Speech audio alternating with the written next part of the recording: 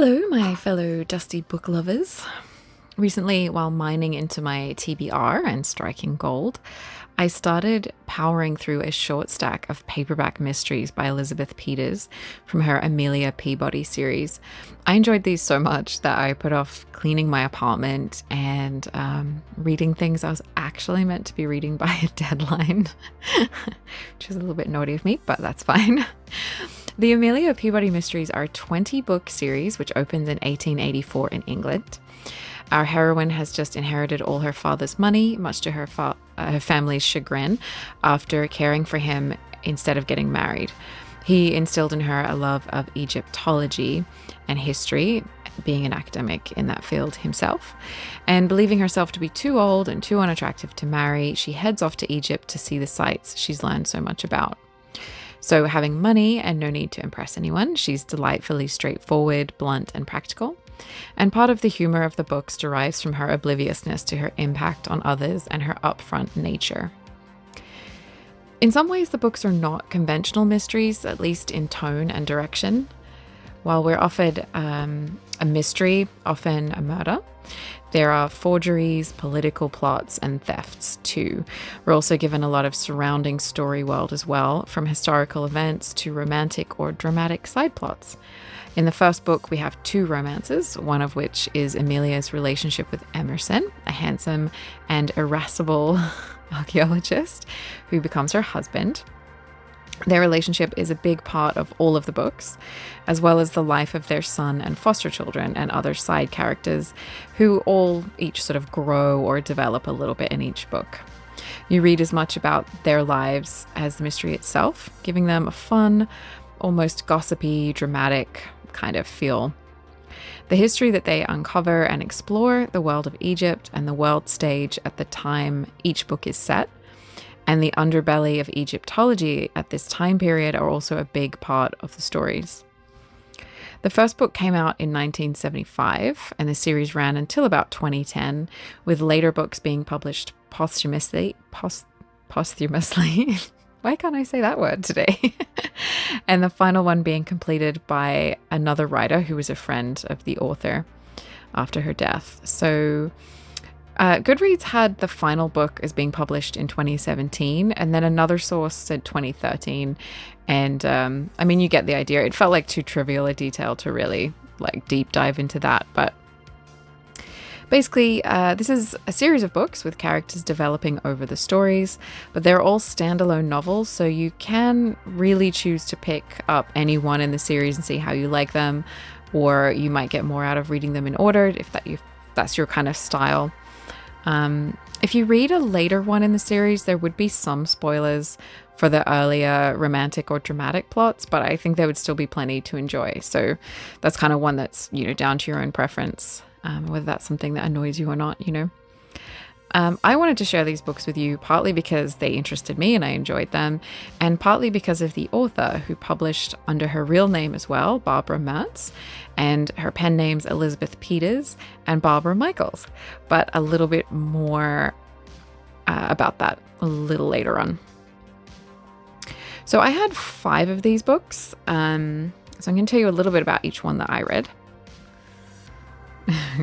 My cat is just sitting next to my foot here, and I can just tell he's thinking about what he can do to annoy me. He's in that kind of a mood, but that's okay. Grimmy, there are cats in these books. So the first one I read was the first one in the series, number 1, Crocodile on the Sandbank from 1975. So I think this one may have been my favorite in the series. It's where we meet our heroine, Amelia, and learn how she's decided to head to Egypt and see all the things that she's learnt about and all that kind of thing. It's very much a Victorian set story, and the tone is romantic and humorous. In this book, Amelia finds a young woman, Evelyn, wandering the streets of Cairo in distress, and she takes her under her wing. The friendship between the two is really, really nice. I really enjoyed that, and I hope to have more of it in later books. But Evelyn didn't really feature strongly in the following books that I read, which after this one, which kind of, I don't know, I liked her. I thought she was kind of fun. Yeah, so the two of them travel to a dig, which is under the charge of the Emerson siblings, kind-hearted Walter, who is drawn to Evelyn, and grumpy Radcliffe, who immediately butts heads with Amelia, who has no time for his drama. Then one night, a mummy starts to walk and strange things occur, and Amelia wonders if there might not be a plot against Evelyn, but who and why? If you read any of these books, I really think you should start with this one because it just kind of sets everything up. And I don't know, for me, this one was like the best one. The next one I read was the third book, and I really noticed a difference in tone. And I think that's partly because the first book was originally written as a standalone novel, and then the author sort of liked the characters and the book did well, so she turned it into a series. And so there's a bit of a gap between some of the early entries in the series. Sometimes there's like a 6-year gap between them being published, and I think you kind of notice that in the writing style of some of the earlier ones, that there's like little differences in them. Not story differences or factual differences, just style and tone differences, which I think actually works well for the series because time passes in the series as well. I think this one reads the most like other Elizabeth Peters stories. And I think it's very well paced and plotted. And I really liked the sort of the romance plot sitting kind of as a B plot against the mystery. I thought that was really fun. So the whole book isn't romance, but it's just woven in really nicely. So the second book I had was number 3 in the series, The Mummy Case from 1985. I think that's such a good title for a book in this series because it's like the mummy case as in like the case of the mummy, and the mummy case as in the physical object, a mummy case. I don't know. Little things like that kind of amuse me.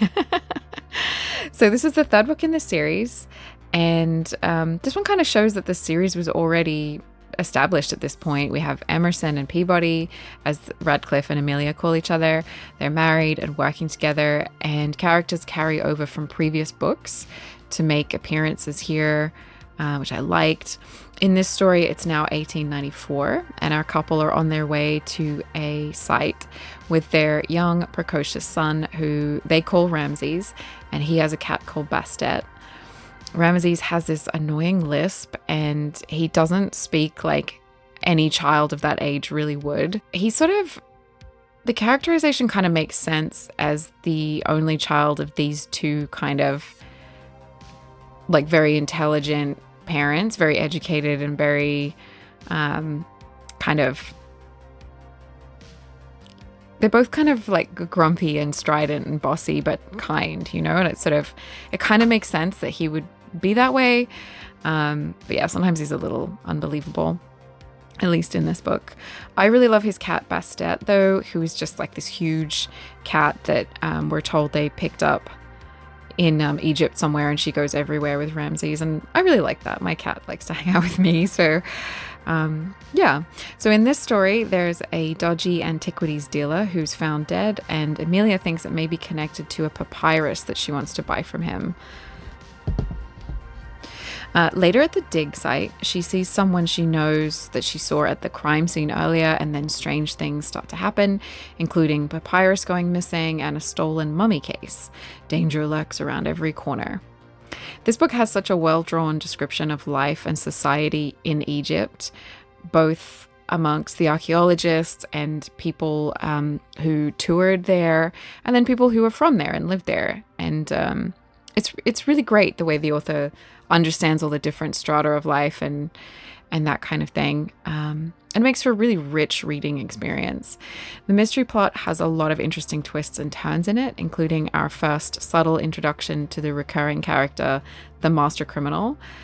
But I think the icing on the cake are the cheeky references to well-known Egyptologists of the time period, which kind of takes them off the shelf and makes them human, but often the butt of the joke as well. So I enjoyed this one a lot. By this point, the books are already as much about the characters and their world as they are about the mystery.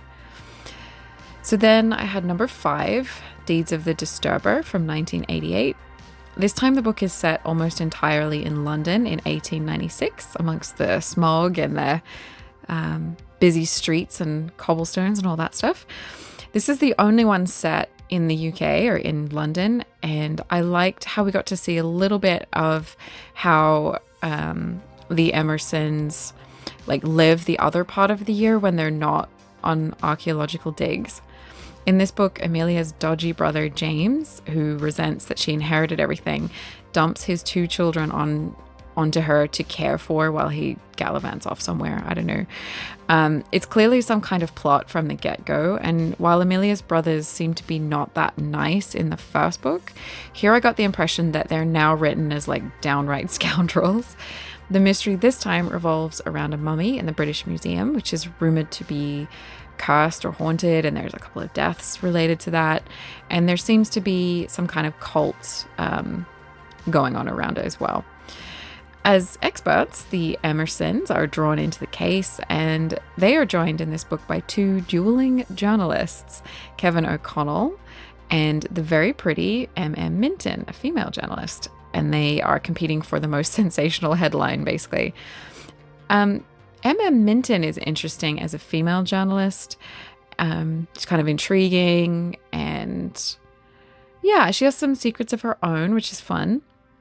The plot with James's children, Percy and Violet, annoyed me a little in that I wanted Amelia to have a bit more sort of backbone about it all. It was so obviously some kind of scam, but it all came to an interesting conclusion, and the characters show up again in later stories, so I guess they sort of needed to be here.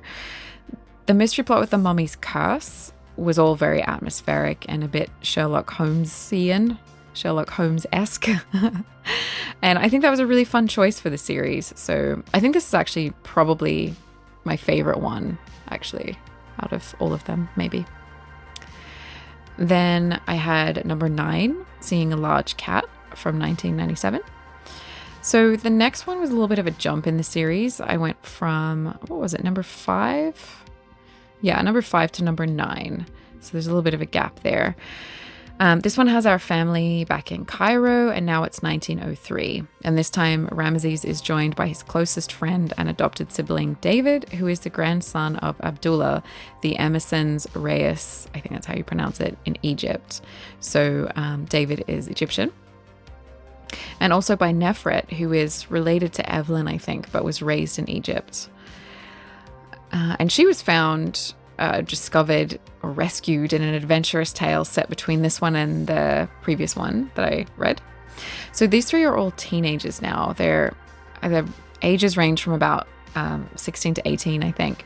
They're very close friends, which I really liked. They're like a little team. I thought that was fun.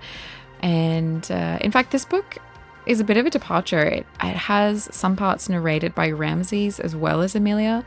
So that's kind of new, and it shows that the series was adapting as it went, which was kind of cool. There's a lot of adventure as well as mystery in this one, because a note telling Emerson Amelia to stay away from tomb 20A is received, a tomb which does not exist. And Ramesses is drawn into a dramatic damsel in distress plot where a southern belle called Dolly claims she's being stalked. But what is she really up to? There's also a plot involving a spiritualist who has attached herself to Donald and Enid Fraser, characters who were met in a previous book, and they are going through their money and Enid's patience very quickly. So that little detail about Tomb 20A is actually was a real sort of mystery in its own time period as well, which is a nice little touch there. So Amelia is on the case with all 3 of these plots, getting her nose into everyone's business. And the romance plot here is the will they, won't they between Nefret and Ramesses. Sadly, the beloved Bastet is no more because time has passed, and she died of old age in the story, which is pretty good end for a cat, really, I think. Especially in books. The way pets and animals die in books is and movies, oh my gosh, it's so distressing. But yeah, Ramesses is mourning the loss of his longtime feline friend, and I liked this. It was sad, but then it was also kind of poignant. I think, all of us who are pet owners, or, every human is going to go through losing someone, but I think, it was just kind of nicely done, nicely handled. A little, poignant little thing there. And the last one I had was number 12, He Shall Thunder in the Sky, which came out in 2000. This was the last one on my stack, and it's now 1914 and the outbreak of the First World War. This was a harder read for me because the looming war and the characters not knowing how bad it was going to be. Like, we know how bad World War I was, but, we have that hindsight or whatever you would call it. So it was kind of a dark cloud over the story. A little bit. It was less adventurous and fun and a little bit more intense, I think. This book has Amelia up against Sethos, the master criminal. He's appeared in other books in between. And there's civil unrest, and the book ties up some loose ends and plots from previous stories as well. It has more of a spy plot than a mystery this time. The depiction of this part of the world on the brink of World War I is really detailed and fascinating, though. There's a lot of different political things going on and stuff like that. And the author does a really good job of bridging that gap between it being Amelia's kind of the old guard, part of the old guard of the old generation in this story. And Ramesses bridges the gap because he is sort of caught in the middle. He was raised seeing Egyptian people and English as equal, but that's not how most of the English characters see the Egyptians in this story or in the real world. So the author has a really good way of kind of, acknowledging that or showing that, and showing both sides of life in a very humane way, which I think is a little bit difficult in this scenario, in my opinion, because the English aren't necessarily the good guys here, but I don't know, it's just really handled in a really good way. So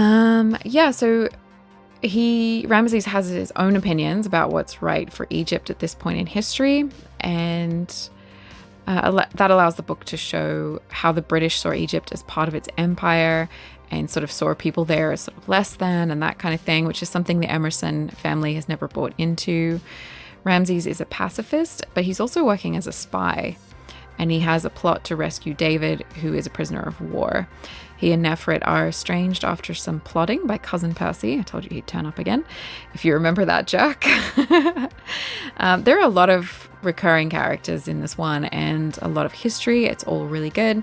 But yeah, this one, because of the war and all that kind of thing, feels more sad and doesn't, like some of the earlier books had that, the Mummy movie with Brendan Fraser. It kind of had that sort of a feel to it a little bit more. And this, obviously, it's a different time and it doesn't really have that kind of vibe. So those are the ones that I read.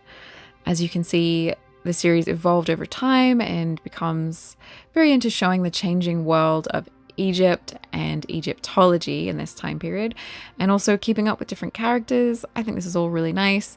It feels like a nice series about their lives as well as being mysteries. You could kind of read it as a bit of a saga if you wanted to.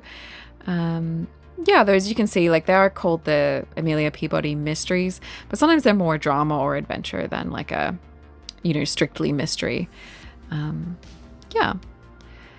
So Elizabeth Peters. One of the reasons that this series is so solid is that the author shows a deep understanding of the time period, location, and the social milieu of Egypt and archaeology. Not just one class as well. She really understands what the Egyptian people were sort of were like, and what that was kind of how they lived and that kind of thing. And that's all here as well, which is really, really good. That's because she herself was an Egyptologist. Elizabeth Peters was really Barbara Louise Mertz, born in 1927, and she had a PhD in Egyptology. In the 60s, she penned the non-fiction books Temples, Tombs, and Hieroglyphs, and Red Land, Black Land, both of which remain very popular. They're in print today. There are a few in-jokes peppered throughout the Amelia Peabody books because of this, with her sort of putting well-known archaeologists in amusing situations or sort of being made to look a little bit foolish in these stories. And, it's really fun. These people are sort of academics, and when you read their work, you sort of are taking them seriously. And so it's fun to see her kind of put them in a dinner party, or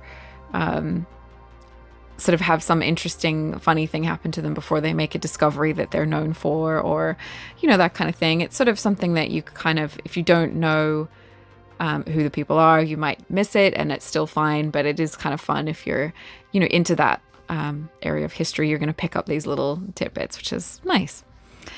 Under the name Elizabeth Peters, she wrote a lot of popular adventure type mystery stories, and I love picking these up in secondhand bookstores just in paperback.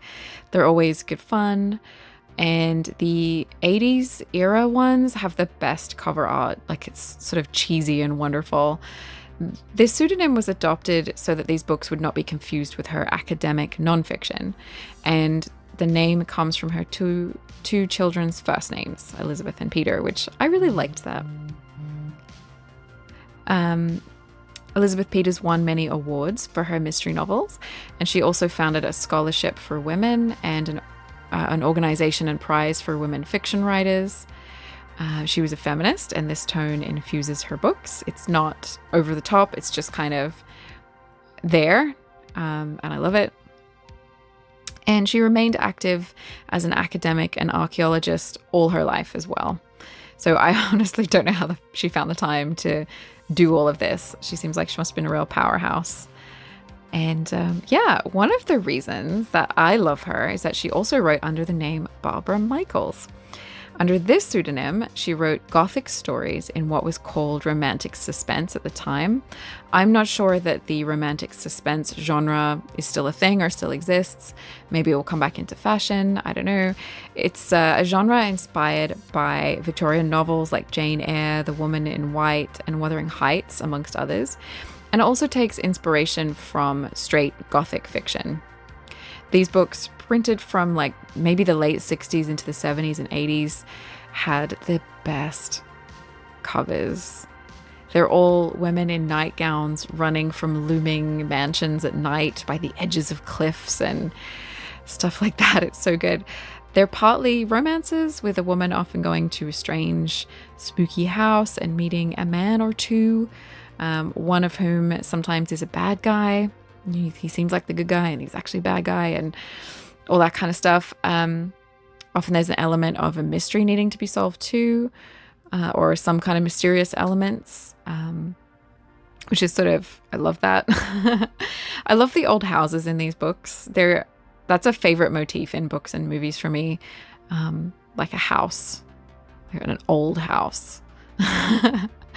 There's often a supernatural element to these stories as well. Maybe a haunting, the main character having strange dreams, sometimes a few horror elements. There's often a murder, but they're not scary. It's not about being scary at all. It's just a style, or motifs, or sort of things like that.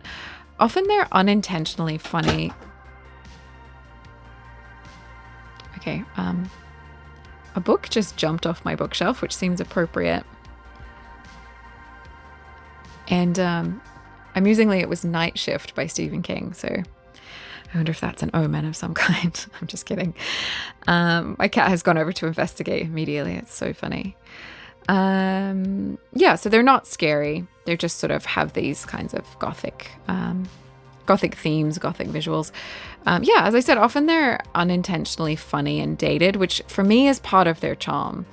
Barbara Michaels' entries in this genre are great because the damsel in distress sort of character is usually one who's able to rescue herself, think for herself, and is sort of trying to be strong. And I think that kind of just makes it a bit more fun to read. And her plots are usually pretty solid.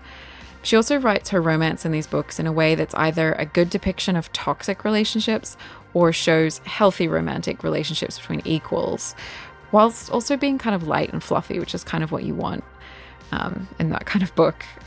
I thought about reviewing a Barbara Michaels book for you guys, but some of them really are better than others. And they're kind of like a comfort read for me. They're not really like literature or anything. And so I'm just not really sure that anyone else would love these dated sort of comfort reads as much as I do. But if you're interested, I can share some of the ones that I liked, or even just do a video with some of the covers and things like that. Talk about them a little bit if you want, but I just wasn't really sure that would be of interest. But yeah, a few of these books under this pseudonym, under Barbara Michael's pseudonym, have been adapted into movies, one of which starred Barbara Stanwyck. That's the adaptation of Amy Come Home. And then there's another starring Mariel Hemingway, which is an adaptation of The Crying Child, which is sort of haunted house kind of style. I'm pretty sure it's set in Maine from memory. And that one's kind of a TV movie, I think, which kind of gives you an idea of what kind of stories Barbara Michaels tends to be. Lovable trash, maybe. Although trash is a bit harsh. They're not trash, but some romantic suspense novels are definitely in the trash genre or style, or whatever you want to call it. They're sort of pulp paperback kind of things. Yeah, I've watched a little bit of the Mariel Hemingway movie. I haven't finished it yet. It's good fun. I'm not really going to recommend it or anything, but it's there if you wanted to check it out. Yeah, that's kind of it. So that's Amelia Peabody mystery series and their wonderful author, amazing woman. Have you read any of this author's work? Either her fiction or nonfiction, or Elizabeth Peters or Barbara Michaels? I'd love to hear, if you love them, hate them, never heard of them. Yeah, if you've read the Peabody mysteries, have you read any of the ones that I've read? Did you have a favorite? Tell me what you think, because I'm not sure if I'm going to pick up more from the series to sort of fill in the gaps or not. So if you think that I definitely should, let me know.